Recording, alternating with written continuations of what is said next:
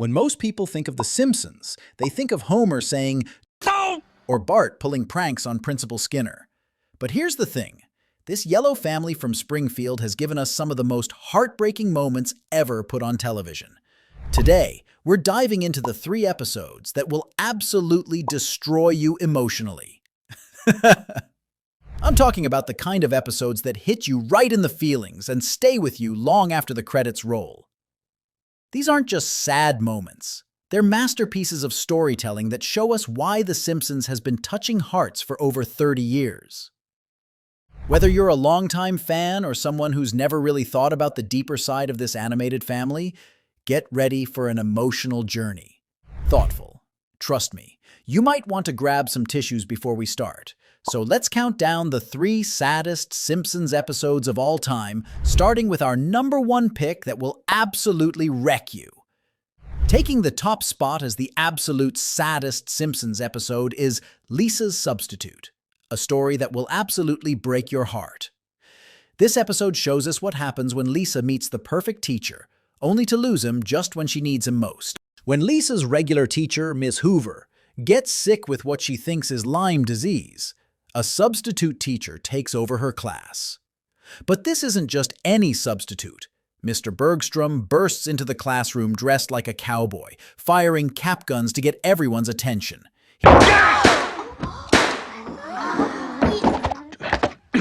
He's funny, smart, and actually makes learning exciting.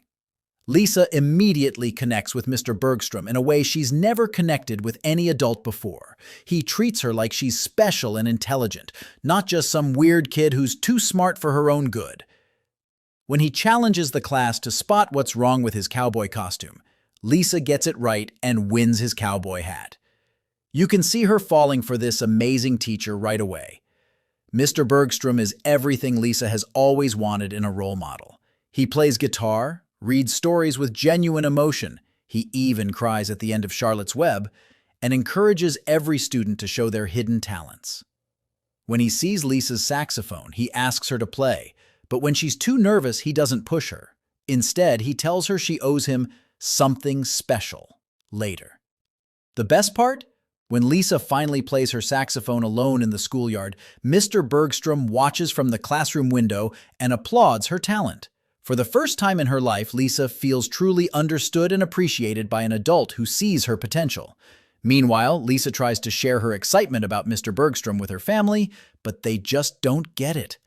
When she tells them he cried during Charlotte's Web, Homer and Bart just laugh at him.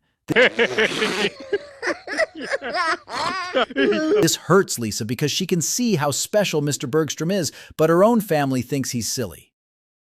Get worse when Homer takes Lisa to the museum where they meet Mr. Bergstrom. While Mr. Bergstrom tries to teach Lisa about the exhibits, Homer keeps embarrassing her with stupid comments and jokes. Mr. Bergstrom even tries to talk to Homer about being a better father to Lisa, but Homer completely misses the point and gets offended when Mr. Bergstrom gives him an F as a father. Lisa gets so excited about Mr. Bergstrom that she plans to invite him over for dinner. She practices what she'll say and dreams about having this wonderful teacher become part of her life. But when she walks into class the next day, he's gone.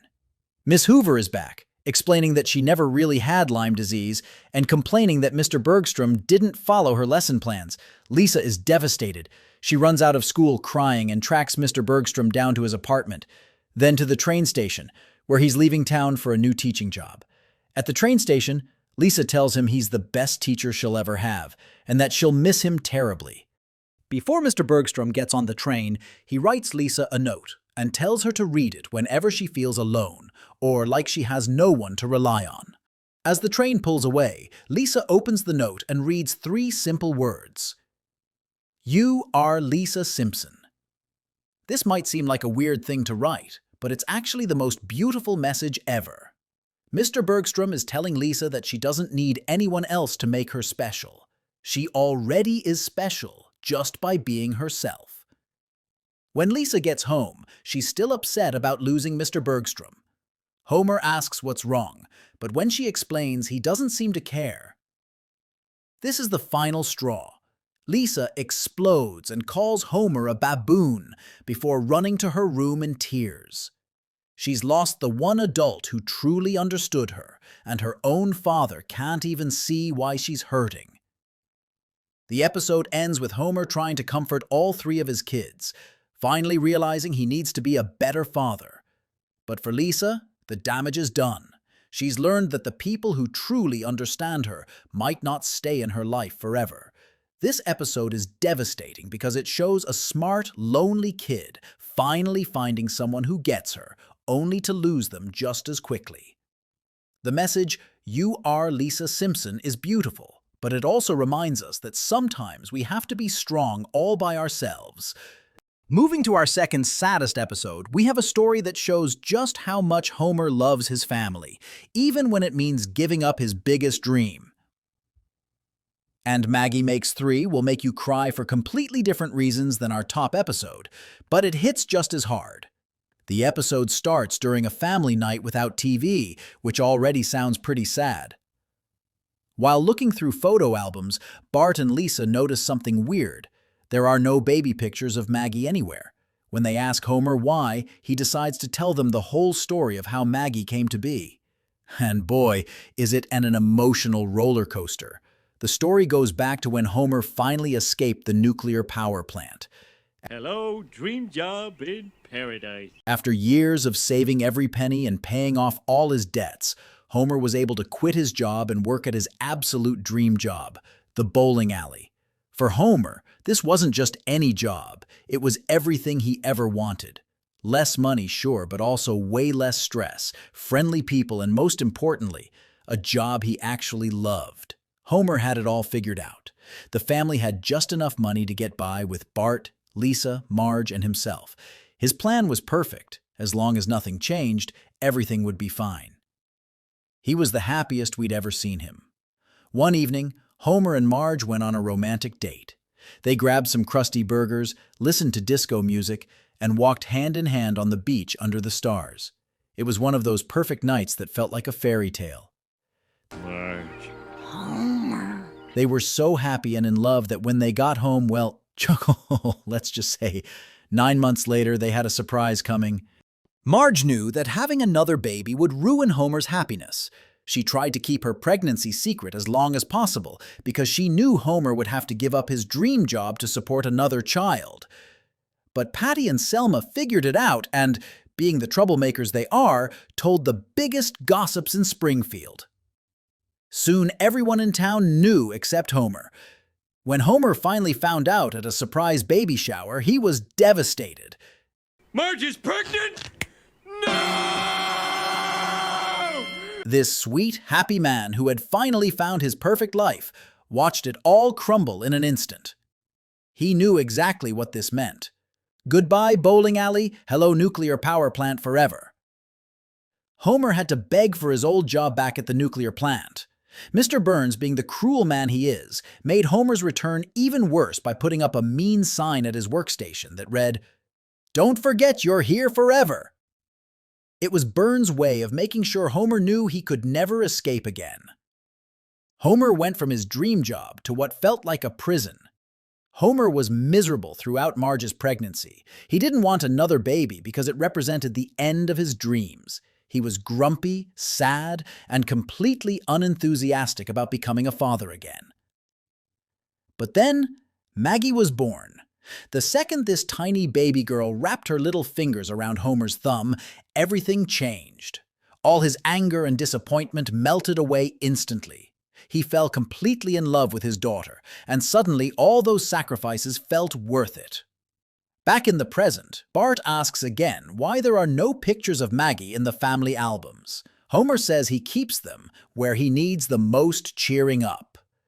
The camera then shows us Homer's workstation at the nuclear plant, and we see the most beautiful thing ever. Homer has covered that mean "Don't forget you're here forever" sign with pictures of Maggie, but he's arranged them so carefully that now the sign reads, "Do it for her." Every single day, when Homer feels trapped and miserable at work, he looks at those pictures and remembers why he's there, for his daughter.